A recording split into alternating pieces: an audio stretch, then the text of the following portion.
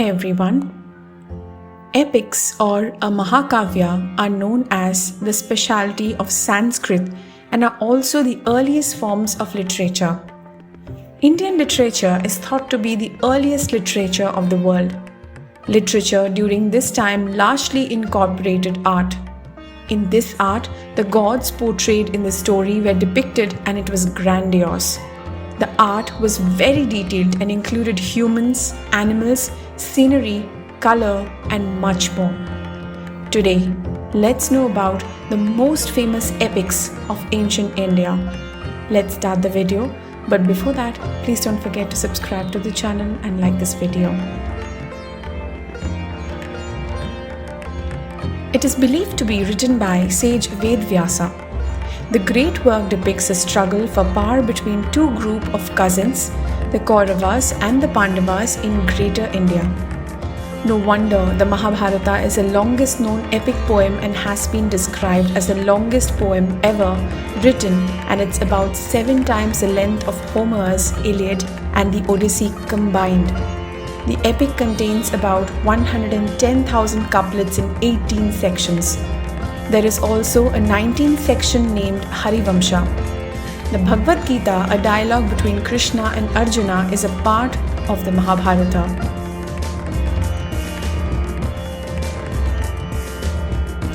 This epic was originally written by sage Valmiki. The Ramayana plays an important role in Hindu literature.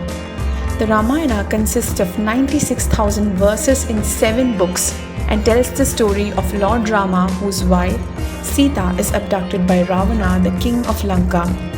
Like the Mahabharata, the Ramayana is not just a story.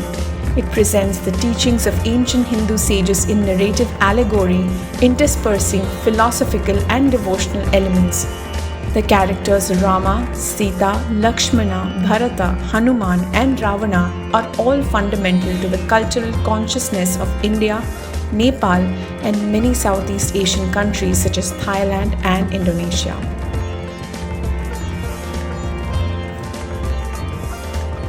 The Panchatantra is a legendary collection of short stories from India. Originally composed in the 3rd century BC, Panchatantra is believed to be written by Vishnu Sharma. The ancient Sanskrit text boasts of various animal stories in verse and prose arranged within a frame story. It is based on older oral traditions including animal fables that are as old as we are able to imagine. The Panchatantra is a best guide to enroot moral values in children since each tale has a moral lesson in its end. The Panchatantra is a great book where plants and animals can speak and converse with human beings too.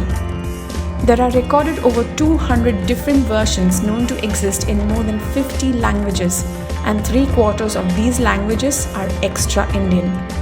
As early as the 11th century, this work reached Europe. It has been worked over and over again, expanded, abstracted, turned into verse, retold in prose, translated into medieval and modern vernaculars, and retranslated into Sanskrit. The corpus of poems known as Sangam literature was produced over 6 centuries from around 300 BC to 300 AD by Tamils from very diverse social backgrounds. The period during which these poems were composed is called the Sangam period. These works provide insight into early Tamil culture and into trade relations between South India and the Mediterranean, West Asia, and Southeast Asia. This collection contains 2,381 poems in Tamil composed by 473 poets, some 102 of whom remain anonymous. These poems were later collected into various anthologies, edited, and with colophons added by anthologists and annotators around 1000 AD. Sangam literature fell out of popular memory soon thereafter until they were rediscovered in the 19th century by scholars. Abhijnanashakuntalam is a beautiful tale of love and romance, dramatizing the story of Shakuntala, who is the mother of Emperor Bharata, told in the epic Mahabharata. Its date is uncertain, but Kalidasa is often placed in the period between the 1st century BC and 4th century. The Sanskrit title means of Shakuntala who is recognized by a token. Abhijnanashakuntalam is the first Indian play ever to be translated into Western languages.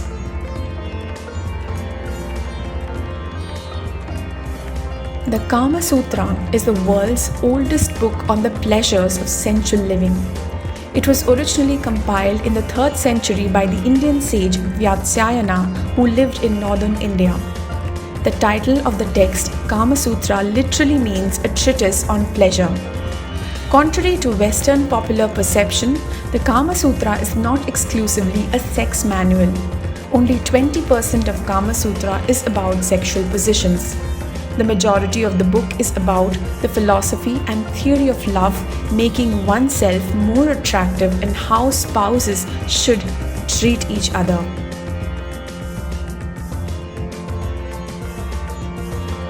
Shishupala Vadha is a Sanskrit epic dealing with the life of Shishupala, a king of an ancient Indian province, and his death by Lord Krishna. The story is taken from Mahabharata.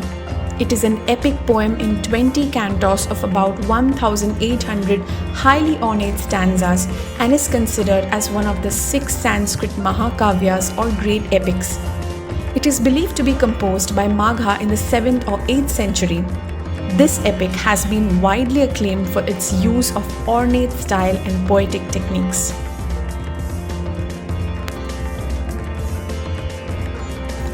The Kiratarjuniya is a Sanskrit epic written in the 6th century or earlier. It is an epic poem in 18 cantos in which the god Shiva tests the strength of Arjuna, one of the Pandavas in the Mahabharata. Though Arjuna fails in the competition, he gets an opportunity to meet Lord Shiva and receives his blessings. The story has a moral that every human being should keep in mind, that we have to respect others, whatever their status. It expounds the basics of Indian religious thought that every human being are a part of the omnipotent.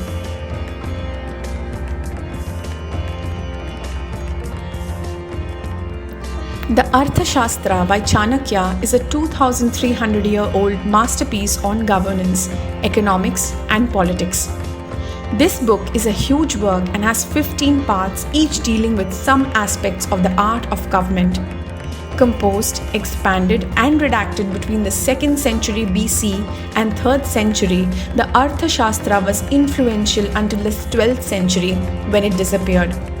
It was rediscovered in 1905 by R. Shamashastri, who published it in 1909. The title Arthashastra is often translated to the science of politics, but the book Arthashastra has a broader scope.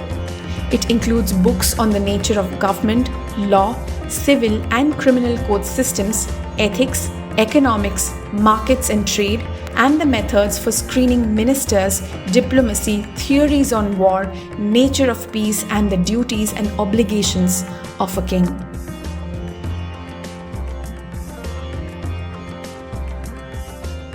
Buddhacharita is a great epic which narrates the life of Lord Buddha from his birth to Nirvana.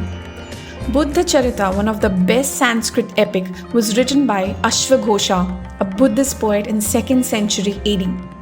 This epic is renowned for the details about Buddha's life, which can be corroborated by available historical records and the facts available in other chronologies of that period. This epic consists of 28 cantos. Well, that's it for today.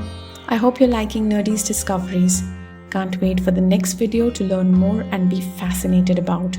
See you on the next. Bye.